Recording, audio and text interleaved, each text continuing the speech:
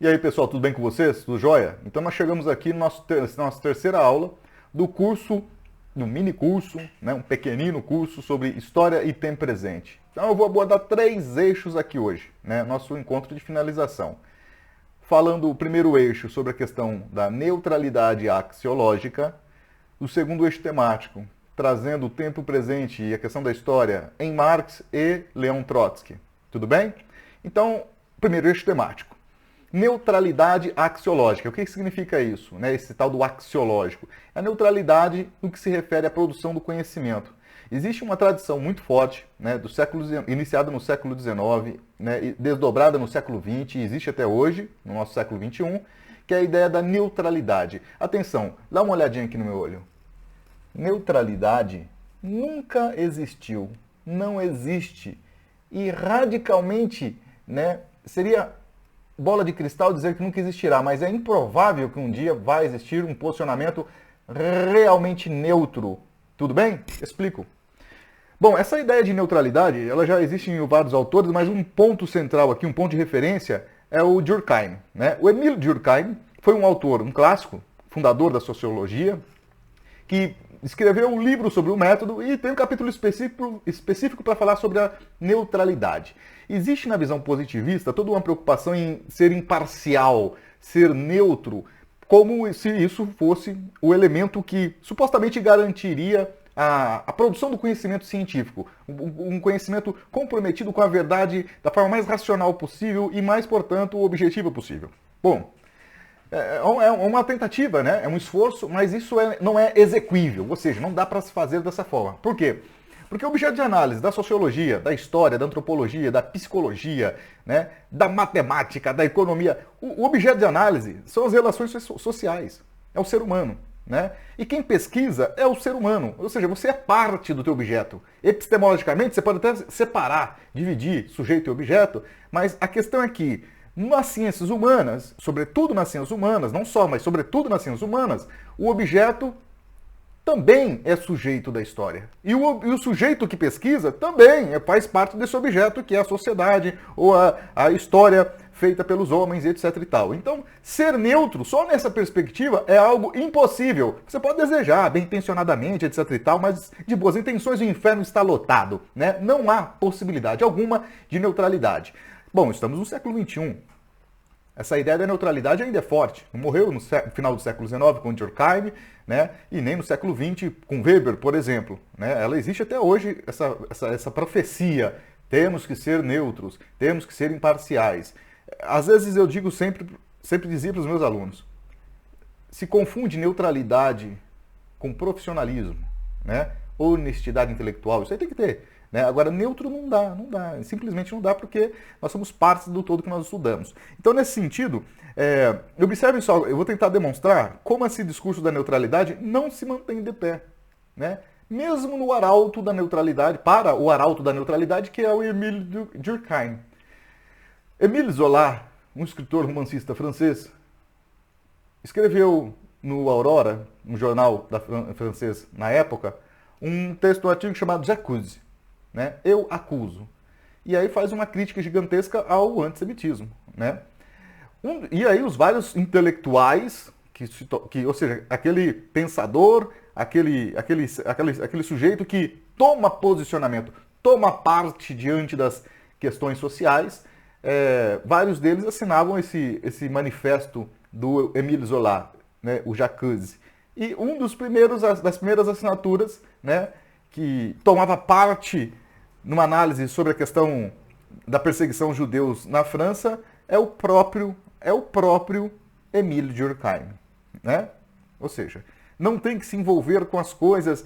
Não, neutralidade não tem. Durkheim mesmo se contradiz nesse sentido. Eu vou um pouquinho além.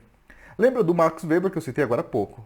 Weber também, outro clássico da sociologia, autores, todos eles importantíssimos, vai defender uma ideia de não participação direta na política. Ora as bolas. Max Weber é um dos grandes intelectuais que ajudaram a organizar a Alemanha politicamente. Ou seja, Weber está participando literalmente da constituição da política do Estado alemão, né, na República de Weimar. Né? Então, assim, essa ideia de que o intelectual não deve participar, não deve tomar parte, isso não sustenta, gente. Eu poderia começar, não vou gastar tanto assim, né, mas poderia começar lá com o John Locke, né, século XVII, Inglaterra. Né?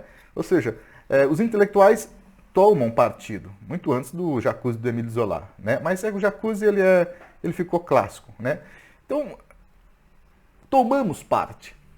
A história do tempo presente, a gente poderia pensar alguns autores como Jean Chanut, por exemplo, né? Ou seja, o historiador ou aqueles que vivem no presente tomam parte, querendo ou não querendo, com consciência ou sem consciência clara de que está tomando posicionamento, nós tomamos posicionamento. Né? Até o discurso que diz, eu sou neutro, eu não tomo nenhum posicionamento diante da política, diante da história atual, ou coisa do tipo, isso é um posicionamento. Né? Isso é um posicionamento bastante conservador, aliás. Né? Então a história do tempo presente ela é muito importante porque ela não espera, como eu já disse nas outras aulas, essa perspectiva não se dá ao luxo de ficar esperando os fatos históricos aqui do nosso presente envelhecerem, para aí sim se tornarem objeto de estudo do historiador, etc. e tal. Não. Né? Ou seja, o presente é pensado como história. E de onde vem essa ideia do presente pensado como história? Muitos vão falar, isso aí é uma história muito militante. É verdade, está coerente, viu? Está correto afirmar isso. E a nossa referência, como eu já disse na aula 2, né, é Marx. Né? Ou seja, Marx toma posicionamento enquanto intelectual, enquanto revolucionário, enquanto dirigente revolucionário, diante do presente e da realidade mais candente, mais empírica, que estava ali diante dos seus olhos. Né? No caso da Inglaterra, no caso da Alemanha, França, Inglaterra. Então, a perspectiva de história e tempo presente, ela é muito importante porque ou seja, aqueles que se colocam nessa tradição se lançam a um esforço tremendo e muito importante de dar respostas para os problemas da nossa imediaticidade, do nosso tempo presente. Nem sempre essas respostas elas contemplam ou são suficientes, ok? Mas elas continuariam tendo essa característica de serem insuficientes, não contemplar, mesmo se esperássemos o fato histórico envelhecer, sei lá, depois de 75 anos, ou depois de 150 anos de estudar o coronavírus. Né? Não. Né? É claro que quanto maior o tempo processado, maiores possibilidades, né, para poder entender um objeto. Mas isso não significa, em hipótese alguma, que aqui no momento presente eu não possa estudar a crise econômica do capitalismo, né, se manifestando em 2020. Né? Então, nesse sentido, nós seguimos, né, a mesma perspectiva do Marx. Quero mostrar um livro aqui para vocês do Marx. Esse livro aqui, publicado no Brasil, tradução em português, se chama Para a Crítica da Economia Política. Alguns traduzindo como contribuição à crítica, o correto é para a crítica da economia política. Esse texto é o primeiro esboço, a primeira versão, vamos chamar assim, a primeira explicação da crítica da economia política que o Marx fazia. E essa crítica da economia política não é a crítica da economia política ou da economia ou do modo material de produzir dos romanos ou dos maias, dos astecas ou da cultura tolteca. Nada disso. É a partir da realidade do tempo presente do Marx. Né? É isso que move a crítica, o desenvolvimento da crítica da filosofia alemã, o desenvolvimento da crítica da economia política. Esse livro foi publicado em 1859. Está falando da realidade de 1859, pouco mais ou um pouco menos. É no sentido de, é um livro que se preocupa em explicar o tempo presente. E não é uma explicação do tipo acadêmica ou academicista, né, que nós conhecemos hoje. Nenhum problema com produção acadêmica, elas são muito importantes, né? Academicismo já é uma outra coisa que demandaria uma outra aula. O fato é que o Marx ele está produzindo fora da academia. Isso faz com que a gente reflita por que então essa produção, já que ele não está recebendo nenhum título por isso. Porque a preocupação as preocupações diante do tempo presente que Marx vivia é o que move, literalmente, a produção marxiana. Fica um pouco meio difícil até de entender isso às vezes, não é? Em outras palavras, meus queridos e queridas, Marx produz um conhecimento para buscar entender a sociedade na qual ele vive, porque ele tem um objetivo muito claro, em 59, sobretudo, muito claro, que é exatamente a transformação daquela sociedade, daquele momento presente em que a história não se fazia, de uma certa forma, valer para os interesses da classe trabalhadora, né? Então, tomou posicionamento.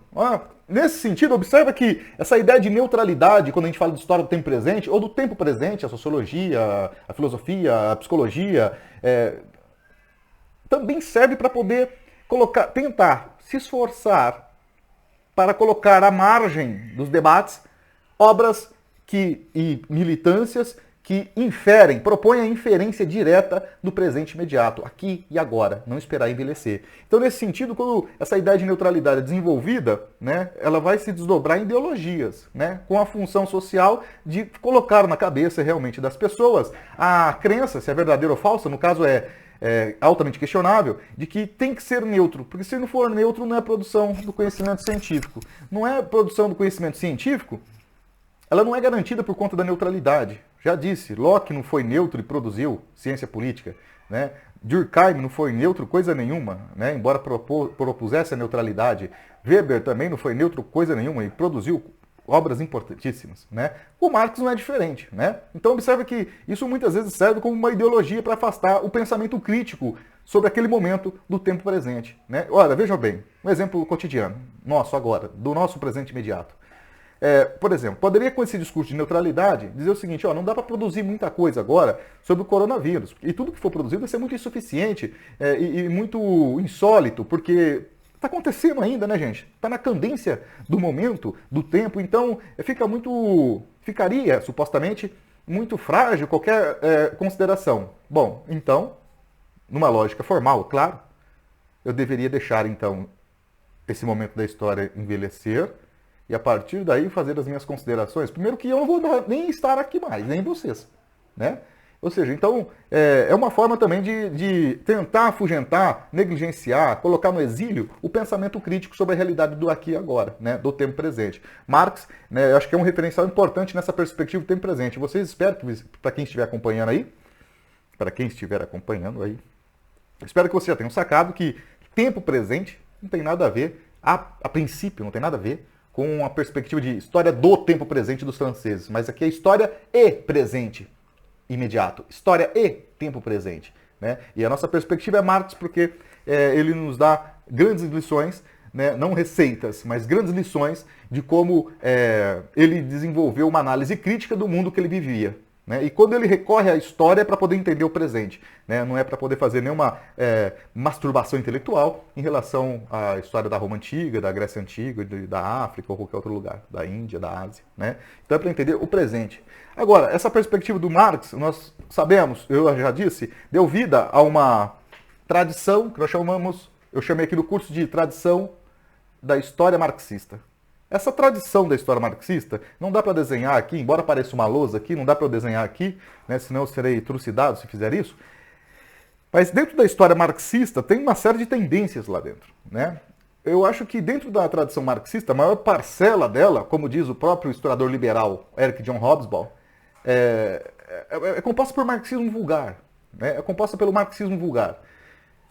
Dentro dessa tradição, existe uma perspectiva que entendo que não tem nada a ver com vulgaridade. Seria aquela minoria da tradição marxista, que é justamente uma perspectiva de ler a história a partir de contribuições como essa que eu vou mostrar aqui para vocês agora. Esse livro é um livro de Leon Trotsky, né? Um dos maiores revolucionários da história e também escritores e historiador, por que não, né?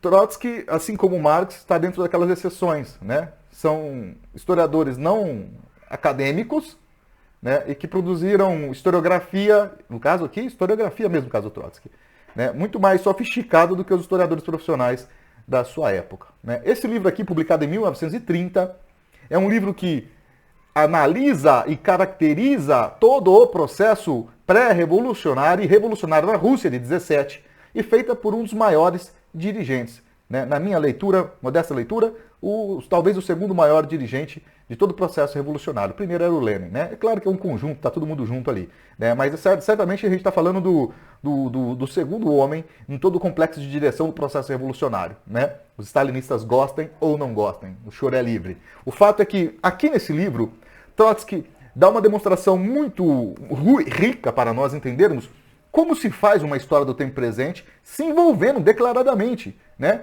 E ao mesmo tempo sendo honesto intelectualmente ao tratar as suas fontes. Não simplesmente trabalhando com fontes, né, de copia e cola, né, Ctrl-C, Ctrl-V, como falamos hoje, ou seja, fontes que colaboram para que a minha tese que eu estou defendendo aqui se sustente. Não, ele analisa os documentos existentes, né, e vai fazer análise crítica, né, inclusive autocrítica. Então, nesse sentido, Trotsky é uma referência para essa história do tempo presente no século XX. Essa história do tempo presente que vem a partir de uma perspectiva marxiana. Ou seja, é interferência gigantesca na realidade, mantendo a excelência de perspectiva teórica, que é entender o mundo empírico a partir das suas múltiplas determinações, de forma desigual e combinada, como se estabelece no presente imediato. E entender essas complexidades de forma combinada, desiguais, porém combinadas, para poder entender todo um processo histórico, né? Então, nesse sentido, o Trotsky é uma referência bastante rica sobre essa história do tempo presente, da qual nós estamos aqui ousando a falar algumas palavras, né? Então, o texto do Trotsky, ele traz elementos novos, né? Revisitando elementos apenas apontados pelo Marx, né, no século XIX, como a ideia de desigual e combinado, né? O desenvolvimento desigual, como ele fala aqui. Bom, pessoal, eu acho que são só algumas ponderações, né? Esse curso foi planejado em 3 aulas, né? Só para colocar algumas pequenas palavras, algumas contribuições, né? Com muitos limites, né? Mas o fato é que eu acho que, nesse sentido, a gente vai buscando uma finalização dessa proposta, que teve como objetivo central introduzir, nesse momento de crise do capitalismo, para, sobretudo, uma classe média que tem internet em casa, que pode assistir tudo isso que a gente está falando, algumas considerações sobre o que é a história e essa história do presente, ou seja, essa história nesse presente que nós vivemos. Não é a história da historiografia francesa, do tempo presente, mas é a história militante, mas não simplesmente militantesca, mas é uma história que busca entender, de uma perspectiva militante, revolucionária, que procura entender o que está acontecendo para fazer inferência nesse mundo que está acontecendo presente de forma qualitativa, visando a revolução. Então, nesse sentido, a instituição, vou chamar entre aspas, a instituição central desses autores, Marx, Trotsky, Lenin, né? Mas ficando nesses 2 que eu citei aqui, não é a Unesp, não é a USP, não é a Universidade Federal do Caramba 4. A instituição, entre aspas, instituição aqui, por favor, central desses autores que se preocuparam com a história e tempo presente de forma revolucionária é o Partido Revolucionário, né? Essa é a grande universidade, essa é a grande escola, esse é o grande sindicato, ou seja, está para além de escolas e instituições, agora tira aspas, é o Partido Revolucionário, né? Os estudos que Marx fez foi para ajudar a entender a realidade e criar, desenvolver internacionalmente um instrumento, uma ferramenta que fosse capaz de dar condições para o proletariado mundial mudar aquela realidade do tempo presente através da revolução, da mudança radical da realidade, né, das estruturas, sobretudo do tipo de propriedade. Trotsky não está fora dessa linha, pelo contrário, é o maior representante no século XX, né, dessa continuidade da perspectiva marxiana, que é justamente inferir na realidade, embora essas pessoas, esses 2 autores tenham passado por universidades, eles não estão montando uma universidade ou apenas um grupo de estudo, um grupo de intelectuais. Isso tudo é importante, nunca negaram isso, né? E nós também aqui não negamos isso. A questão é que esses autores que trabalham nesta perspectiva de história e tempo presente têm como ferramenta, instrumento central, não é a criação da universidade, de uma nova universidade, embora ela seja importante, mas na perspectiva de transformação da realidade, o Partido Revolucionário é importante. Esse partido continua em construção. Não me venham falar que a legenda XYZ é o único partido revolucionário. Isso é uma besteira. Seria uma besteira, né? A Revolução Russa não foi feita por um partido, nem só 2 partidos ou 3 partidos, né? Então, é importante entender que o partido é um espaço, literalmente, né? Como a tradição trotskista vai falar, O partido é o sujeito político de toda a revolução que deve ocorrer, evidente, no tempo presente, né? Então são autores críticos. E observa, agora eu vou amarrar aqui o fechamento com a introdução, o eixo 1 da aula final de hoje, que é a ideia da neutralidade. Agora observem, a quem serve esse discurso da neutralidade axiológica? Evidentemente que os donos de propriedade privada. Os donos da propriedade privada, em linhas gerais, numa classe ampla, a burguesia. Exatamente o sujeito histórico, objeto de crítica desses autores, né, que pensa a história e tem presente numa perspectiva revolucionária. Então, quando você diz é necessário ser neutro, significa Trotsky não vale, Marx não vale, Engels não vale, Lenin não vale, né? Qualquer outro autor não vale, né? Então, nesse sentido, observa. Agora, se forem autores da própria classe dominante, donos de propriedade privada dos meios de produção, aí eles valem. Aí John Locke, todo mundo fica tranquilo, não é verdade? Aí quando fala, por exemplo, Weber, Max Weber, século XX, né? Economia e sociedade, todo mundo fica tranquilo. Quando fala von Mises, todo mundo fica tranquilo, né? Aí neutralidade não tem problema. Né? Ou seja, desculpe, a parcialidade não tem problema porque ela vem com o discurso ideológico de que é neutra. Não é neutra. Mais uma vez, lembrando do Pierre Vilar, que já citei desde a primeira aula, né? Neutro não é nem o detergente é neutro. Nem o sabão em pó neutro é neutro. Nem o sabão de coco neutro é neutro. É de coco, né? Não é neutro. Enfim. Então, nesse sentido, pessoal, estudar a história do tempo presente é se envolver. É se envolver. Ah, mas Jean, mas a subjetividade não vai atrapalhar na pesquisa? Olha, a subjetividade é uma grande riqueza. Agora, ela atrapalha na pesquisa, sim. Claro, claro. Né? Se você achar que é a tua subjetividade que vai determinar o que é o objeto que você analisa. Aí complicou. Aí a gente cai no subjetivismo. Agora, mas como não ser objetivo? Olha de novo aqui na lentinhazinha. Olha os meus lábios aqui, ó. Apoio do tio. Não tem como, querido. Tirar a tua subjetividade quando você está analisando a sociedade significa tirar a tua vida. Então morre. Se morrer, você não analisa nada. Né? Não tem como tirar a subjetividade. Isso é uma característica nossa. Okay? Ela é uma grande riqueza. Ela é uma grande riqueza. Né? Não deve ter centralidade em relação ao objeto. Né?